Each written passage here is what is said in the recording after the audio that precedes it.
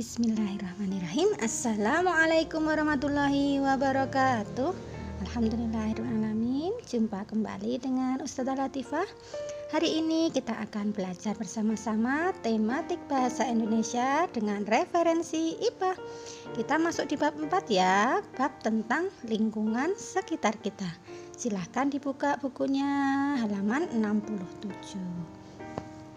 Solih-solihah, lingkungan adalah semua yang ada di sekitar kita. Kita hidup di dalam lingkungan. Ada lingkungan yang sehat, ada juga lingkungan yang tidak sehat. Nah, anak-anak sudah tahu belum apa itu lingkungan sehat dan lingkungan tidak sehat? Yuk kita pelajari bareng-bareng ya, apa ciri-cirinya dan bagaimana merawatnya. Yang pertama, lingkungan sehat. Apakah lingkunganmu termasuk lingkungan sehat? Nah, lingkungan sehat memiliki ciri-ciri sebagai berikut. Yang pertama, udara bersih dan segar.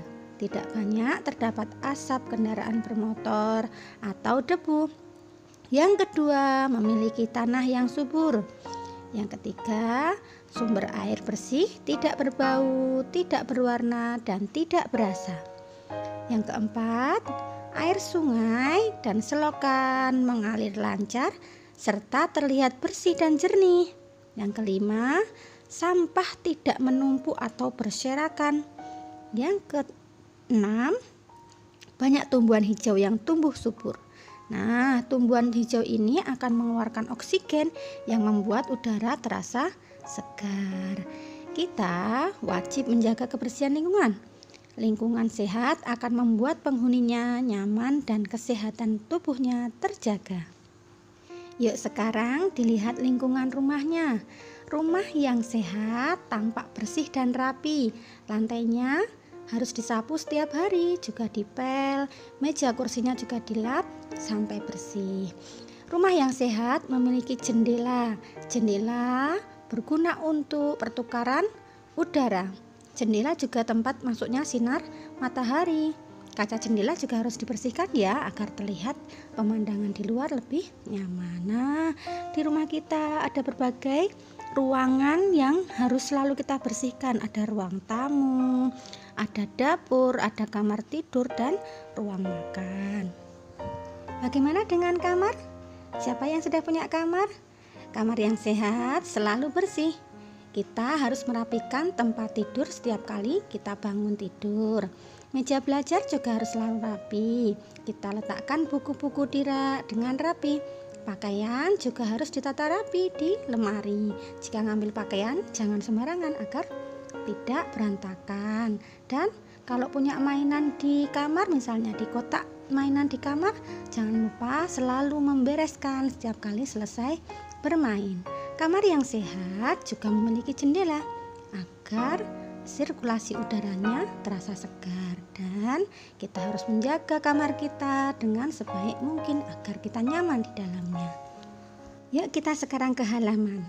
Halaman rumah akan tampak bersih jika kita rajin menata dan membersihkannya. Kita tanami dengan berbagai macam tumbuhan hijau agar udara terasa segar. Ada juga yang menanam pohon buah, bunga, dan lain sebagainya. Kita harus menjaga kebersihannya dengan sering membereskannya, dicabuti rumputnya, disapu daun-daun keringnya, dan dihilangkan dari sampah-sampah yang tidak bermanfaat. Lingkungan yang berikutnya adalah lingkungan sekolah. Halaman sekolah tampak bersih dan rapi. Di halaman ada banyak tanaman. Tanaman itu harus ditata rapi dan selalu disiram agar tumbuh dengan subur. Di setiap ruangan atau pojok ruangan biasanya ada tempat sampah. Nah, kita harus membuang sampah pada tempatnya. Jangan sembarangan dibuang di laci atau dibiarkan begitu saja. Jika lihat sampah, segera diambil kemudian masukkan ke tempat sampah.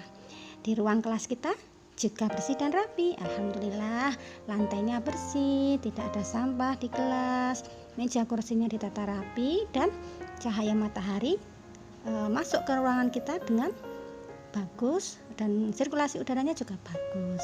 Nah, kita harus menjaga kelas kita agar bersih, rapi.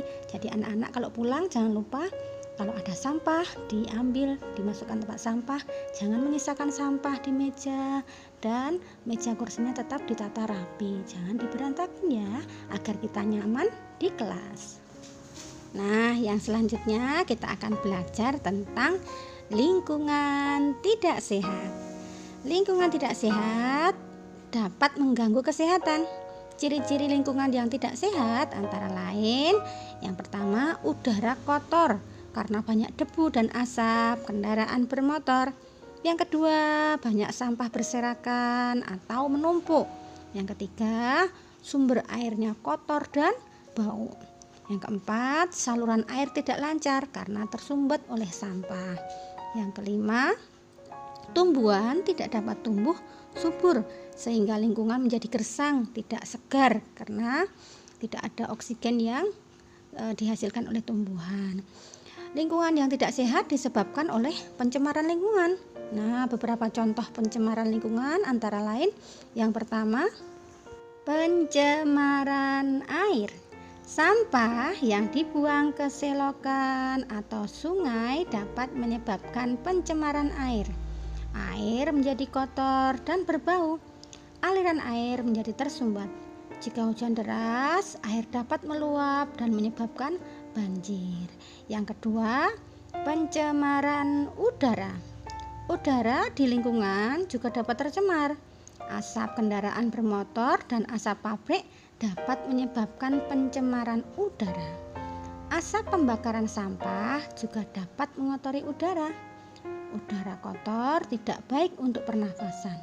Udara kotor dapat menyebabkan penyakit. Jadi anak-anak kalau ada sampah di rumah, jangan lupa untuk tidak membakarnya. Kita bisa memilahnya. Yang organik kita tanam atau kita buat kompos, yang non organik akan kita daur ulang. Yang ketiga, pencemaran tanah. Membuang sampah di sembarang tempat dapat mencemari lingkungan. Sampah harus dibuang di tempat sampah. Sampah bisa menjadi sarang kuman. Kuman dapat membuat kita mudah sakit. Sampah mengeluarkan bau busuk. Lalat hinggap pada sampah. Lalat dapat menyebabkan penyakit. Anak-anak pernah lihat kan ada tumpukan sampah yang dihinggapi lalat dan baunya sangat menyengat? Sangat tidak nyaman sekali melihatnya. Nah, bagaimana cara pencegahan pencemaran lingkungan? Yang pertama, kita harus membuang sampah pada tempatnya. Yang kedua, kita mengolah limbah sebelum dibuang ke lingkungan. Jadi, jangan membuang limbah sembarangan. Kemudian yang ketiga, membersihkan lingkungan secara teratur. Tiap hari kamarnya dibersihkan, sampahnya dibersihkan, jangan nunda-nunda lagi. Yang keempat, mengalirkan air yang tergenang melalui saluran air, karena air yang mengenang jadi sumber penyakit. Yang kelima, menciptakan rumah yang sehat. Ingat tadi rumah yang sehat seperti apa? Sudah dibahas ya. Kemudian yang keenam, melakukan penghijauan. Kita tanam tumbuh-tumbuhan di rumah, di halaman, dengan pot atau dengan tanah langsung juga boleh. Selain mendapat udara yang nyaman, yang segar, kita juga mendapat pemandangan yang indah dengan menanam berbagai macam tanaman. Yang berikutnya, tidak membakar sampah sembarangan karena bisa menyebabkan apa nak? Iya, pencemaran udara, juga menimbulkan berbagai macam penyakit pernafasan. Nah, untuk para petani sebaiknya tidak menggunakan pupuk kimia yang berlebihan dan insektisida atau bahan kimia secara berlebihan karena dapat mencemari tanah dan mempengaruhi kualitas dari tanaman yang kita makan atau hasil produk makanan yang kita makan. Solih-solihah yang selanjutnya akan kita bahas adalah bagaimana merawat lingkungan. Nah, yang pertama lingkungan rumah kita.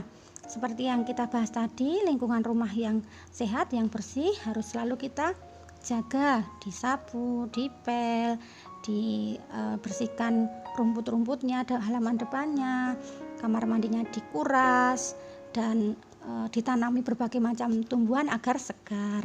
Di lingkungan sekitar rumah juga harus dijaga. Kita kadang harus mengikuti kerja bakti yang ada di masyarakat, membersihkan lingkungan sekitar rumah. Nah, kalau di sekolah gimana? Di sekolah harus kita jaga juga.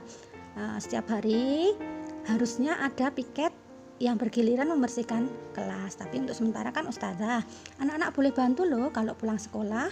Nanti mejanya ditata, sampah-sampahnya dibersihkan, ada sapu di pojok sekolah itu. Nah, disapu minimal di deretan mejanya. Nah, yang ketiga, merawat tanaman. Tanaman punya banyak kegunaan ya, selain dapat memperindah ruangan atau rumah atau sekolah kita, juga membuat udara jadi sejuk karena tanaman menghasilkan oksigen.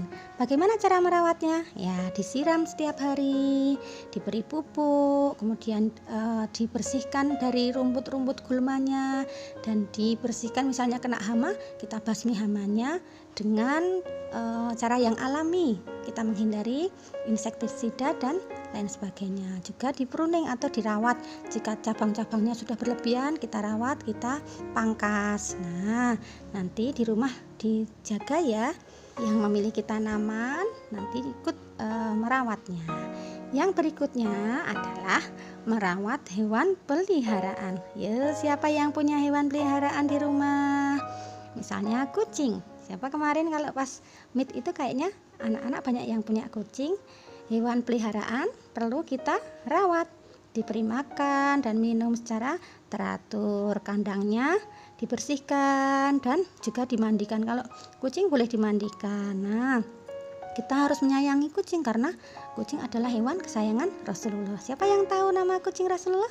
Iya, Mueza. Nah, kita harus memelihara hewan kesayangan atau hewan peliharaan dengan baik agar kita juga sehat. Kalau hewan peliharaannya sakit-sakitan bisa menular ke kita. Alhamdulillahirabbil alamin. Nah, salih-salihah, untuk tugas hari ini silahkan anak-anak mengerjakan kuis di halaman 76. Nanti dilihat mana lingkungan yang sehat, mana yang tidak sehat. Sudah tahu ya, tadi kan sudah dijelaskan banyak dengan berbagai macam contoh. Nah, gampang sekali tugas hari ini. Dan jangan lupa untuk dipraktekkan. Bagaimana cara merawat lingkungan yang baik harus kita praktekkan. Tidak sekedar tahu, tapi kita juga harus melakukan. Alhamdulillahirabbil alamin. Tuntas sudah pembelajaran kita hari ini. Banyak ya belajarnya, tapi semoga anak-anak paham dan selalu semangat untuk belajar dan mengamalkannya. Mohon maaf jika ada salah dan khilaf dari ustazah. Ketemu lagi di video pembelajaran berikutnya. Ustazah tutup dengan salam. Wassalamualaikum warahmatullahi wabarakatuh.